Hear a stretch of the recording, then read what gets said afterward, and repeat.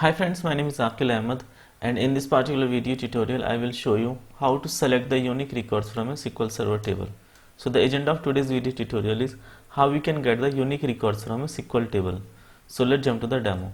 In this particular example I will be using this addresses table. So I got few addresses here, if you see, which contains the person's ID, name, salary and the address.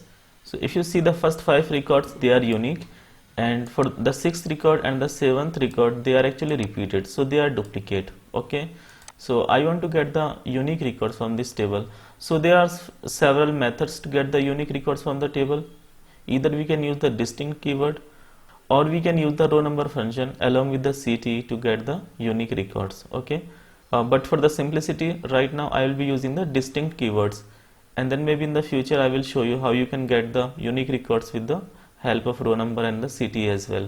So if you want to take into consideration all columns like ID, name, salary, address while calculating the unique records, then what you can do, before the star you can write the distinct keyword here. So I can write select distinct star from addresses. So this will show me the distinct records, the unique records from the table. So right now there are 7 records here, but if I will execute this query, then it should show me the 5 records. So you can see that it removed the duplicate records. Okay, so this was about if you are considering all columns to be used while calculating the unique records. But think of another scenario, that I got the currency table here, and in the currency table I got 2652 records. Okay, now suppose I want to just get the distinct first name and last name from this table. Okay, so what I can do, instead of star I will write first name and last name, and before the first name and last name I will put the distinct keyword here. So it will select the distinct first name and last name from the table.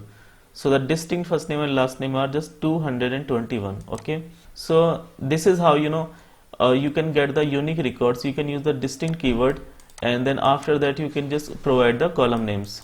And there is one important thing, that if you are going to use the get date in the select query, then you should be careful, because the get date will return you the unique values for each record. So that you should be careful while using the get date. So I think that's it for today's video. Thank you guys for watching the video, and if you like the video then please click the like button, do subscribe to our channel, press the bell icon and click on all, so that you will be notified every time I upload a new video. Thank you so much.